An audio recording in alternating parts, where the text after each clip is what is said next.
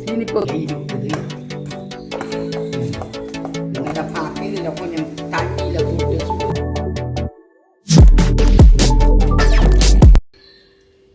Hello friends, நான் இன்றைக்கு கொழுக்கட்டை செய்து காட்ட போகிறேன். கொழுக்கட்டை அது தமிழரின் பாரம்பரிய உணவு. சிங்கள மக்கள் இதில் வெளியாண்டு இடியப்பத்து பிழிஞ்சு போட்டு இதே பேட்டர்னில் செய்வினம். நாங்கள் கொழுக்கட்டை, இதை பல்லு கொழுக்கட்டைன்னு சொல்லலாம். குழந்தைகளுக்கு பல்லு முளைச்சால் அவர்களுக்கு தலையில் இதை சீலை போட்டு கொட்டுவினம். எங்கள் பல்லு முளைச்சோன்னு எங்களோட தமிழ் மக்கள். இன்றைக்கு உங்களுக்கு கொழுக்கட்டை செய்து காட்ட போகிறேன்.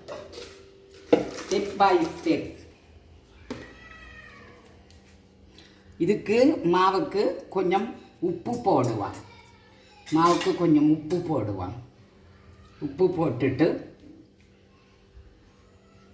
இதில் கொஞ்சம் உப்பு போட்டிருக்கிறேன். கொஞ்சமாக போட்டால் காணும். மீன் இனிப்பு தீன் தானே. இதில் அரிசி மாவை கொட்டி வச்சிருக்கிறேன். அரிசி மா கொஞ்சம் உங்களை செய்து காட்டுறதுக்காக. எங்களில் ஃபேமிலியும் குறைவு தான், ஆனபடியே செய்து காட்டுறதுக்காக. இது தண்ணியை கொஞ்சம் கொஞ்சமாக கலக்க வேண்டும். யோகாரங்கள் தண்ணியை கொஞ்சம் கொஞ்சமாக கலக்க வேணும். கவிட்டு ஊற்றக்கூடாது. ஸ்டெப் பை ஸ்டெப் ஒவ்வொரு பக்கத்திலையும் ஊற்ற வேணும். எல்லா இடமும் ஊற்றக்கூடாது. ஒவ்வொரு பக்கமாக ஊற்ற வேணும். தண்ணியை ஊற்றி கிண்ட வேணும். கொழுக்கட்டை அவிக்க எல்லா தமிழ் அம்மாமாருக்கும் தெரியும், எல்லா யாழ்ப்பாணத்து அம்மாமாருக்கும் தெரியும். அதாவது குழந்தைகள் இப்போ வளர்கிற பிள்ளைகள், படிக்கிற பொம்பளை பிள்ளைகள் பார்த்து பழகட்டு.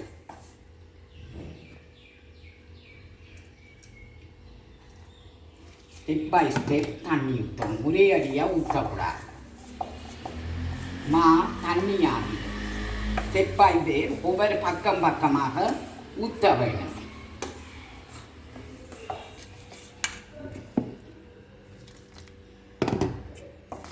இந்த தண்ணியிலே சேர்த்து எல்லா இடம் ஒரு பக்கத்தில் கூட ஊற்றினால் அதையே சேர்த்து பிணைய வேணும். அல்லாட்டா தண்ணி ஆகிடும்.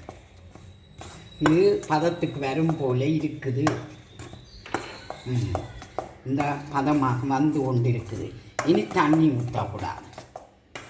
Step by step.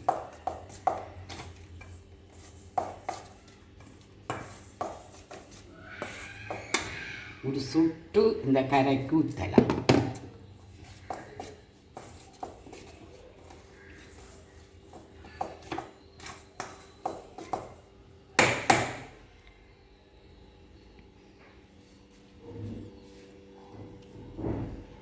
பொம்பளை பிள்ளைகளுக்காக திரும்ப ஒருக்கா சொல்கிறேன். இதில் அரிசிமா, இது அரிசிமா தண்ணி கொதிக்க வச்சு இதுக்குள்ள ஸ்டெப் பை ஸ்டெப் ஒரே அடியாக தண்ணியை ஊற்றக்கூடாது. பக்கமாக அதுக்கு தக்கனமா இப்படி பதமாக வருதோ அதுக்கு தக்கன கொஞ்சம் கொஞ்சமாக விட்டு பிணைய வேணும். மாவை இந்த பாருங்க பதமாக வந்துட்டு ஒரே அடியாக விட்டால் அப்படியே தண்ணியாக போய்விடும்.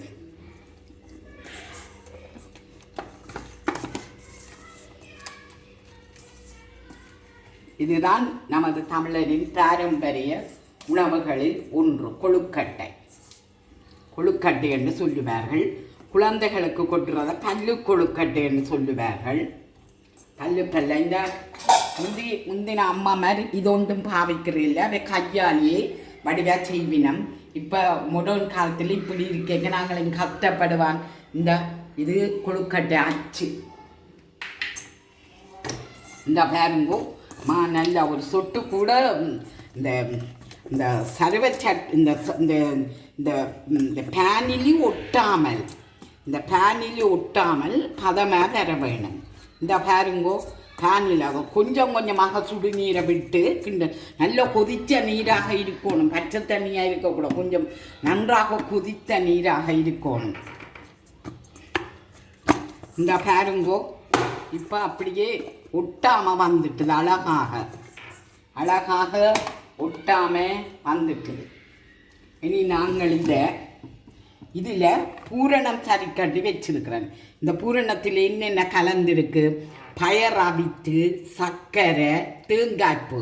பயரை நன்றாக அவிய வைத்து, பயர் அவிஞ்சோன்னு அதுக்குள்ள சர்க்கரையும் போட்டு தேங்காய் பூவையும் போட்டு பிசைந்து வச்சிருக்கேன். இதை பூரணம் என்று சொல்வார்கள். பூரணம் மோதகத்துக்கும் இதுதான் வைக்கிறோம், கொழுக்கட்டைக்கும் இதுதான் வைக்கிறது. பூரணம் பூரணம் என்று சொல்வார்கள்.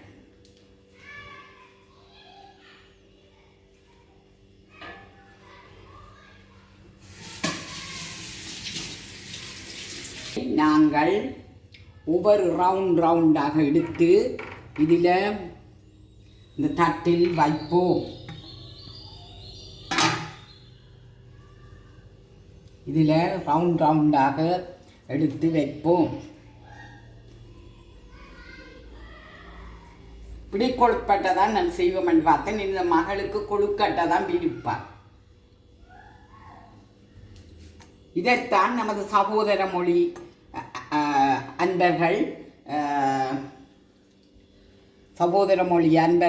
லெவலியா என்று செய்வார்கள். அவர்கள் இடியப்பத்தை பிழிஞ்சு இதே பூரணத்தை வச்சு மடித்து போட்டு ஸ்டீமரில் அவிச்சு அதை லெவலியா என்று விற்பார்கள்.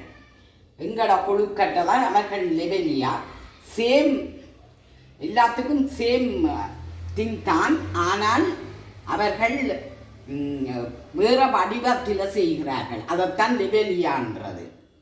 அது ஒரு நாளைக்கு செய்து காண்பிப்பேன். சிங்களம் சகோதர மொழி மக்களின் லெவலியாவை நான் ஒரு நாளை செய்து காண்பிப்பேன்.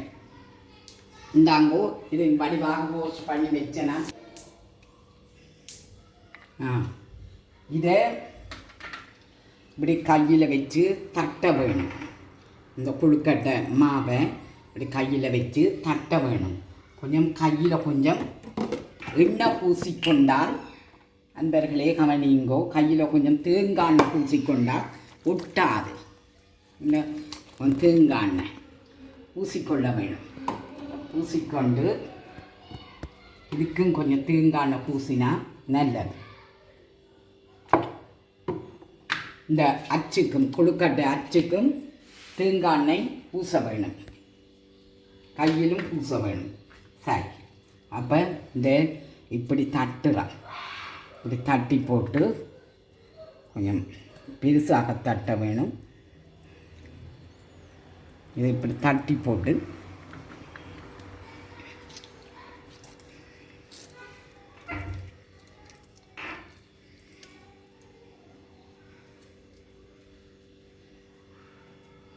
சமையல் என்பது ஒரு கலை. அதை கஷ்டமாக நிற்கக்கூடாது. களத்தில் இறங்கினா இலேசாக முடித்து விடலாம்.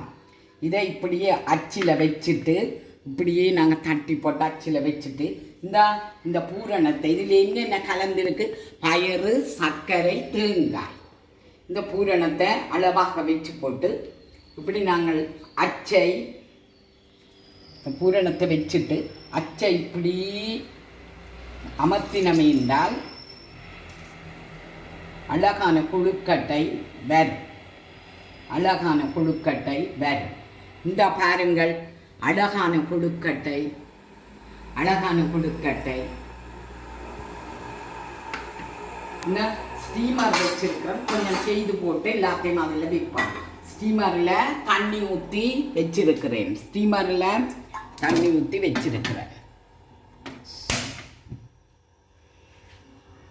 ஒவ்வொரு கொழுக்கட்டையாக அதில் வைக்கலாம். அழகான இதோ பாருங்கள், இந்த கொழுக்கட்டை அச்சில் அழகான கொழுக்கட்டை வருகிறது. அச்சில் போட்டபடியாக கொழுக்கட்டை அச்சில் அழகான கொழுக்கட்டை வருகின்றது. அட்ஜஸ்ட் பண்ண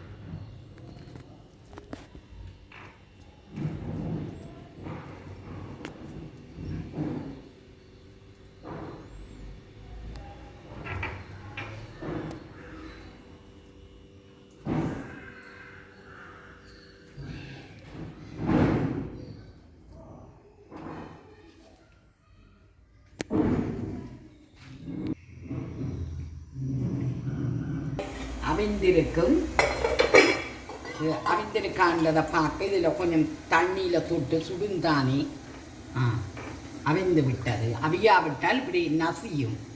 இது இப்படியே இருக்கிறபடியாக அவிஞ்சிட்டது. இதை அழகாக எடுத்து ஒரு பாத்திரத்தில் இடுகிறேன்.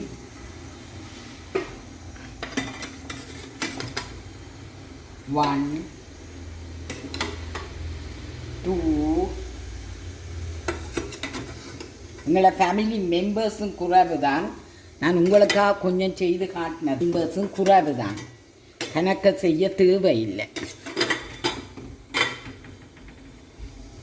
வாவ் வாவ், கொழுக்கட்டை அழகாக அவிந்து விட்டது. இதைத்தான் இந்த பல்லாக இருக்கிறபடியாக பல்லு கொழுக்கட்டை என்று குழந்தைகளுக்கு கொட்டுறவன். அது அம்மாமார் தங்களோட கையாலேயே செய்வினம். இந்த பல்லாக இருக்குது. நாங்கள் இப்போ இந்த இது அச்சில் போட்டு எடுத்த நாங்கள். ஆனால் அம்மாமார் அழகான இந்த பல்லாக இருக்குது. கையாலேயே எங்களுடைய அம்மாவே முந்தி செய்வினம். வாவ்,